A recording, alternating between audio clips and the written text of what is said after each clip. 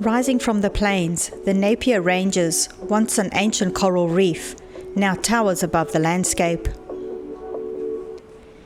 The flooding waters of the monsoonal wet season over the millennia have carved their way through the range to create spectacular gorges and cave systems.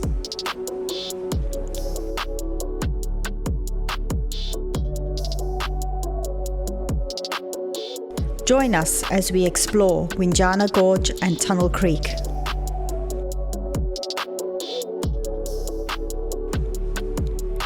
Located 390 kilometres east of Broome in the Kimberley region of Western Australia, Windjana Gorge is a 22-kilometre detour off the famous Gibb River Road.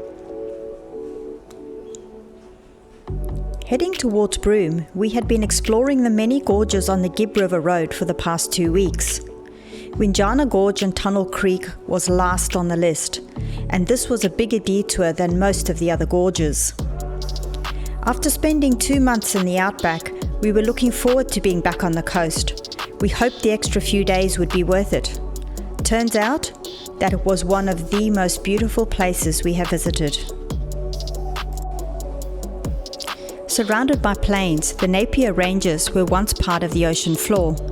The fossilized limestone reef has been carved by the Leonard River to form the 100-metre-high walls of Windjana Gorge. The gorge itself is 3.5 kilometres long and up to 100 metres wide in places. As the dry season progresses, the Leonard River is reduced to individual pools throughout the gorge. Winjana Gorge National Park Campground is pretty well equipped.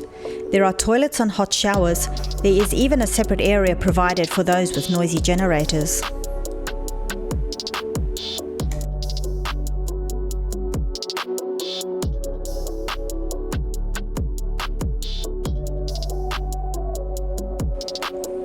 We entered the gorge through the narrow passage and were amazed by the fossils lining the walls.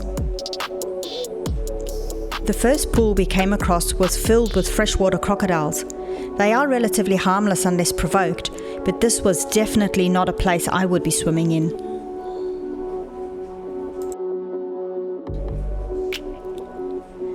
We carried on down the gorge.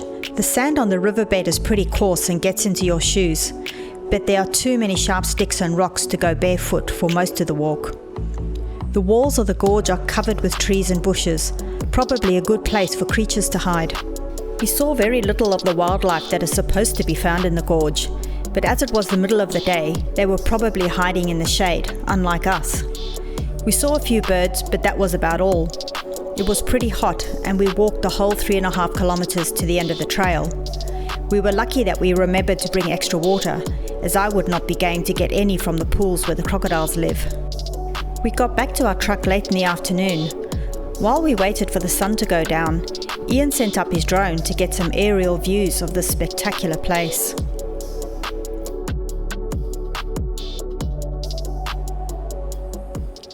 As the sun began to go down, we saw everyone else was coming back to the campground for the evening. We decided this was a great opportunity, so we headed back down into the gorge to do a photo shoot. We got there just as the last people were leaving. We spent an hour or so with the gorge to ourselves, leaving only when it was dark. Luckily, Ian had remembered to bring our torches.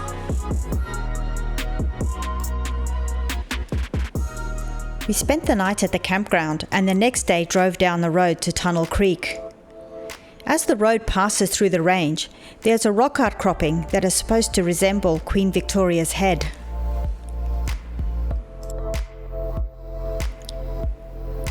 We only left the campground late, so it was mid-morning when we got to the parking lot.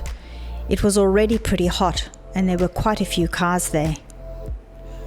Tunnel Creek is part of the same ancient reef as Windjana Gorge. The creek has carved a path through the limestone beneath the range to form one of the oldest cave systems in Australia. The tunnel section is around 750 metres long. In places it is 12 metres high and 15 metres wide. You enter the tunnel through a narrow opening and climb down into the cave. Within a few meters, it gets pitch black inside, and you need a torch. Partway down the tunnel, we came across this unique place where the roof had collapsed. We immediately thought it would make an ideal location for a photo shoot, but there were just too many people around. We spent a few hours exploring the tunnel. It is home to many things, including bats, as well as the odd freshwater crocodile.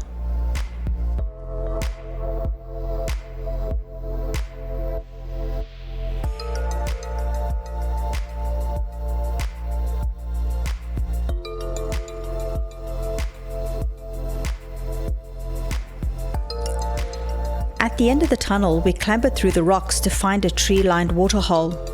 We found some rock paintings and spent an hour or so having lunch before heading back into the tunnel. It takes about 2 hours to do the walk, and in places you have to walk through waist-deep water. It's pretty cold, but nice during the heat of the day.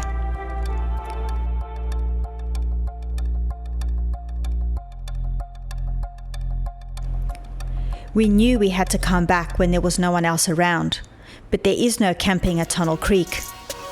We decided we would find a place a little closer to park up for the night, as the road to Winjana campground was heavily corrugated and not really something we wanted to drive in the dark. We found a great place just off the road next to a huge boab tree and parked up for the night.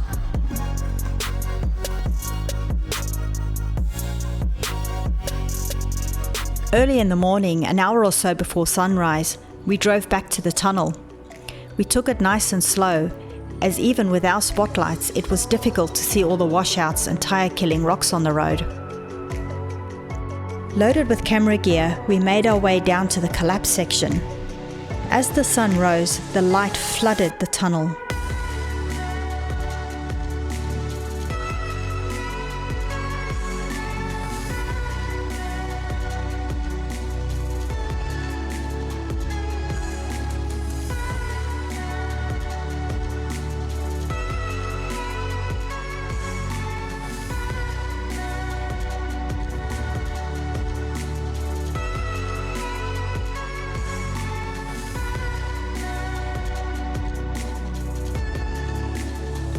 We had an hour or so before we saw torches coming up the tunnel. It was time to pack up and make our way back to the truck for breakfast. As we got near the entrance, the light flooding through created a wonderful backdrop for another series of photos. We decided to wait for a gap between tour groups. We didn't have long, but we were able to create some more amazing photographs.